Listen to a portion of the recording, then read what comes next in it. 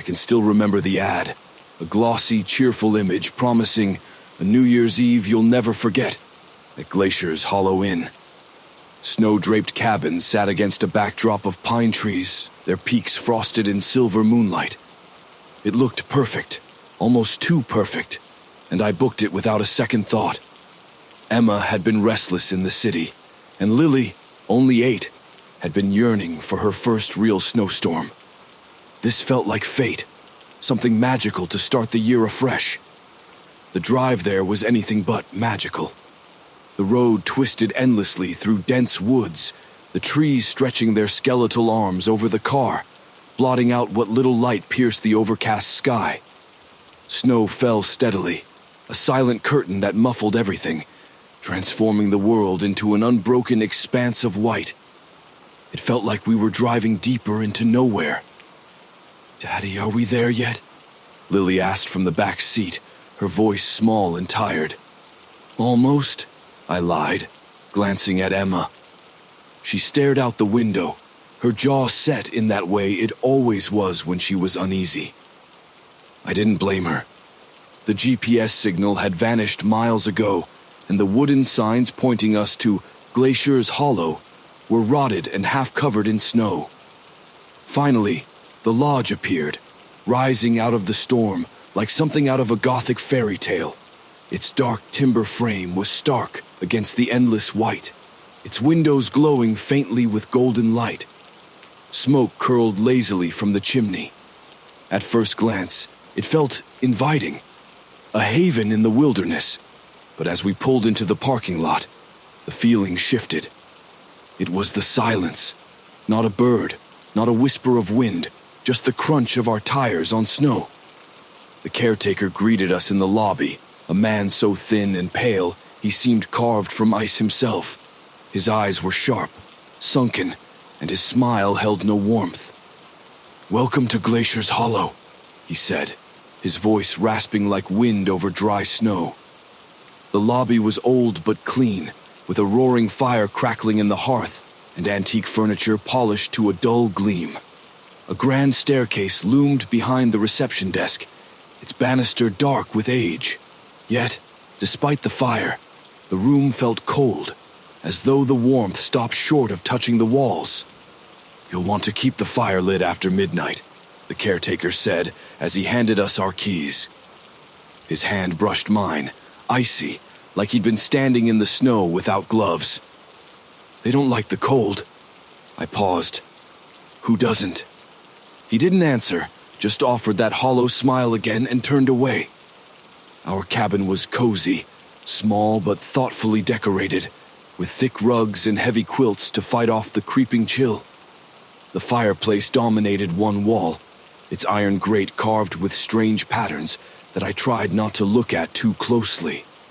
Lily squealed with delight at the old rocking chair in the corner, claiming it as her own. Emma unpacked in silence, her eyes darting to the frosted windows every now and then. Outside, the snow intensified. I tried to shake the unease that had been building since we arrived. This was supposed to be a getaway, a chance to reconnect. I told myself I was imagining things, that the caretaker's warning was just a quirk of the place.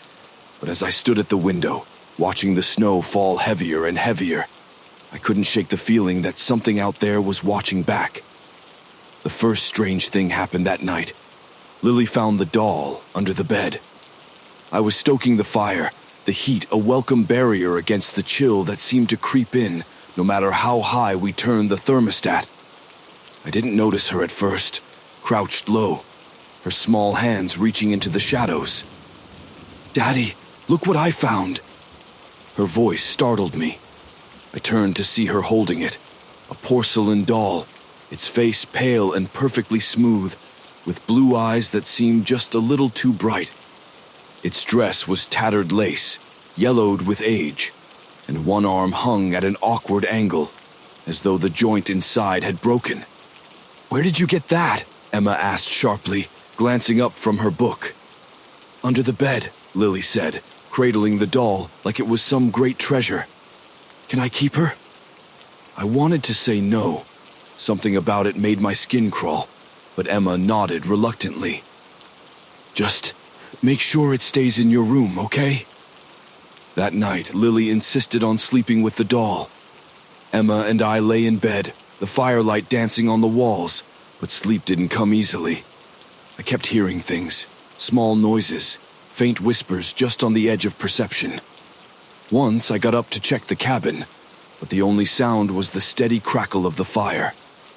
When I peeked into Lily's room, I found her fast asleep, the doll tucked under her arm. Its glassy eyes caught the light as I pulled the door shut. I told myself it was just a toy, harmless. By morning, frost had crept across the windows in thick veins, the patterns sharp and intricate, like claw marks. The fire had burned out in the night, though I distinctly remembered setting it before bed. Lily was unusually quiet at breakfast, her small hands folded in her lap. I asked if she'd slept well, and she nodded, but her gaze drifted to the doll sitting stiffly on the table. "She doesn't like the cold," Lily said softly. Emma looked up. "Who doesn't?" "The lady in the snow," Lily replied. Neither of us knew what to say to that. Outside, the storm had grown worse, the world beyond the cabin little more than a swirling white void. As I stared at the frost patterns, I thought I saw something, a shadow moving between the trees. But when I looked again, there was nothing there. By the third day, the lodge's charm had soured into something oppressive. The snowstorm outside had become relentless, burying the paths and turning the world into a white void. Inside, the atmosphere thickened with an uneasy tension we couldn't shake, though none of us dared say it aloud. It began with the frost. Every morning, the windows in the cabin were webbed with strange patterns, sharp, intricate designs that didn't melt, no matter how high we turned the heat. They grew more elaborate each day, swirling into shapes that seemed deliberate.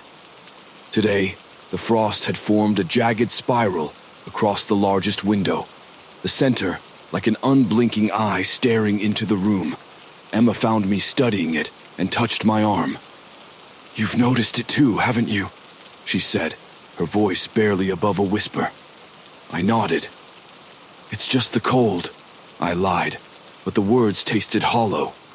Emma sighed, glancing toward Lily's room. "She's been acting strange. She talks to that doll like it's real, and last night, I swear I heard her whispering to someone." The frost spiraled tighter outside, as if listening. "We need to get out of here," Emma said suddenly. "And drive where? Through a blizzard?" "There's nothing for miles," I said. But I wasn't sure I believed my own argument. The storm wasn't natural. It seemed alive, almost sentient, intent on keeping us trapped. Instead of answering, Emma walked to the fire and began stoking it furiously. Her hands shook as she fed the flames. Lily wasn't in her room when I went to check on her later. Panic rising, I called her name and searched every corner of the cabin, but she wasn't inside. Emma joined me, her voice trembling as she yelled for our daughter. "Lily!" A muffled giggle answered from outside. I ran to the window, the cold biting deep as I threw it open. Lily stood barefoot in the snow, her small figure dwarfed by the storm swirling around her. She held the doll tightly, and her pale face was turned towards the woods beyond the cabin. I shouted her name, my breath curling in frantic plumes. Her head tilted slightly, but she didn't turn. I threw on my boots and jacket, plunging into the storm as Emma screamed for me to wait. The snow swallowed my steps, crunching underfoot as I hurried to Lily. "Lily, come back inside," I shouted, my voice ripped away by the wind. She turned to look at me then, and my heart dropped. Her face was wrong, her lips too full and her eyes glassy, like the doll's. "She says it's time," Lily murmured, clutching the doll tighter. "Who says, sweetheart?" I asked, my voice breaking as I crouched beside her. "The lady in the snow." Lily's breath frosted in the air, though her lips didn't tremble. "She's cold, Daddy. She's so cold." I grabbed her, pulling her into my arms. Her skin was like ice, her small body stiff as though the cold had seeped deep into her bones. I ran back to the cabin, my boots sinking deep into the snow with every step. Later, as Lily slept wrapped in every blanket we could find, I decided to investigate. Something was wrong with this place, something far beyond the storm. I made my way to the lodge's main building, its looming silhouette barely visible through the blizzard. The lobby was empty, eerily quiet except for the groan of ancient wood under the weight of the snow. "Hello?" my voice echoed. No answer. The desk clerk was gone, but the guest book sat open on the counter, its yellowed pages trembling under the faint draft. I flipped through it, scanning the names of families who'd stayed there before us. Every entry was marked with a neat red circle, the same single word scrawled beside each name: departed. My stomach churned as I turned the pages faster. Dozens of entries, all marked the same way. Then I saw the most recent name, our family's, circled in red ink. I heard a noise then, soft and shuffling, coming from behind the desk. My hand hesitated on the book as the sound grew louder, like the scuff of bare feet on wood. Slowly, I peered around the counter. The caretaker stood there, his pale face ghostly in the dim light. "Found what you're looking for?" he rasped. "Who's departed?" I demanded, my voice shaking. His lips twisted into a grim smile. "Everyone who leaves." "Why are they circled?" "Because they didn't finish the offering," he said, stepping closer. "You'll see soon enough." The storm outside howled as his words settled over me like a weight. When I turned back toward the guest book, frost was creeping across its pages, snaking toward my fingers. "You should have kept the fire burning," the caretaker said softly. I didn't wait to hear more. I ran back to the cabin, my breath sharp in my throat, the cold following me like a shadow. When I reached the door, frost was spreading across its frame, the patterns jagged and angry. Inside, the fire had gone out again, and the room felt deathly cold. Lily stood by the window, the doll in her arms. "She says it's time," Lily whispered again. The fire refused to stay lit. I tried everything: matches, kindling, even strips of newspaper I'd found, crumpled under the sink. Each time, the flame sputtered out almost instantly, as though the cold in the cabin was devouring them. My hand shook as I crouched by the hearth, sweat beading on my forehead despite the bone-deep chill. Behind me, Emma's voice trembled. "What's happening, David? Why can't we get it to burn?" I didn't answer. I couldn't. Something was wrong. Wrong with the lodge, wrong with the storm, wrong with us. My thoughts were fractured, skipping like a broken record as I tried to rationalize what I'd seen in the lodge's guest book and the caretaker's cryptic words. "We just need to keep trying," I mumbled, striking another match. The flame flared briefly, then died in my hand, leaving the acrid scent of burnt sulfur in its wake. Emma sat on the couch, clutching Lily tightly against her chest. Our daughter hadn't spoken since I'd brought her in from the snow. Her face was pale, her lips blue, and her eyes stared blankly at the frost-covered window. She held the doll in her arms, rocking it slowly, and though she hadn't said a word, her lips moved faintly, as if murmuring to someone unseen. Emma's voice broke the silence. "We have to leave now." "And go where?" I snapped, though my frustration wasn't directed at her. I glanced at the door, frost crawling up its edges like skeletal fingers. I reached for her, desperate to pull her away, but the air seemed to thicken around me, each step taking an eternity. The whispers grew louder, a cacophony of pleading voices that drilled into my skull. "Stay! Stay! Stay!" The door burst open behind me, and a gust of icy wind howled through the cabin, extinguishing the last remnants of light. For a moment, everything was chaos. Shadows swirling, whispers rising to a deafening roar, and the freezing wind clawing at my skin. Through the darkness, I heard Lily's voice, calm and clear. "She's here." I turned toward the door, and there she was, a figure standing in the snow, shrouded in frost.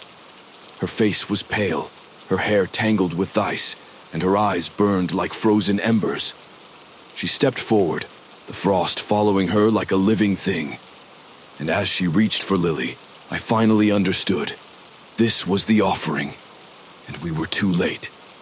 The figure stepped into the cabin, her presence an abyss of cold that smothered the air.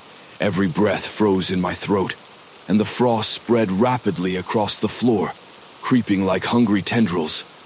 She moved unnaturally, her joints bending in ways that defied reason.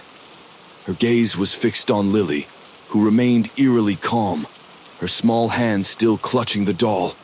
Emma screamed, clutching Lily and stumbling back against the icy wall. "Stay away from her," she yelled, though her voice cracked under the weight of her terror. The woman in the snow didn't react. Her hollow, ember-like eyes remained fixed on Lily, her frosted lips parting in a rasping whisper. Though the words were faint, I understood them clearly. "She belongs to the cold." "No!" I bellowed, lunging forward. The moment I stepped into her path, the air seemed to collapse around me.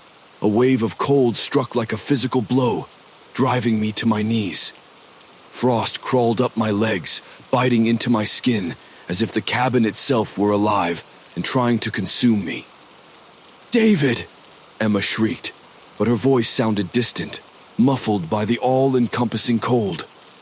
The figure tilted her head, her brittle hair falling like icicles. Her voice came again, louder this time, echoing in my skull. "You were warned. The fire was the barrier. You let it die.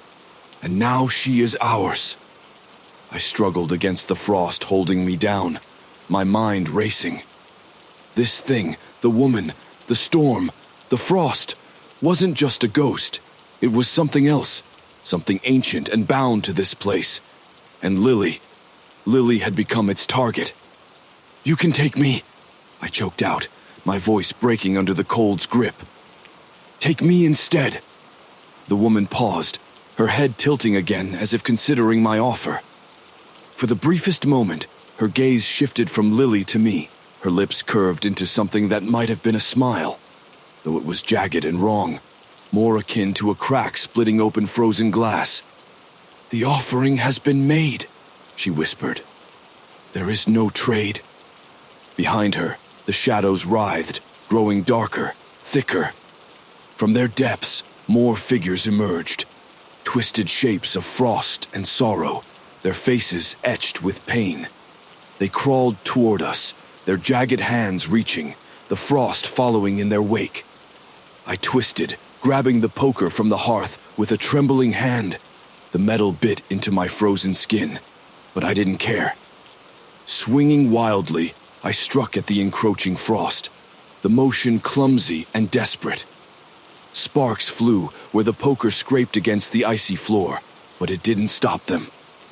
Nothing stopped them. Emma screamed again, her voice raw.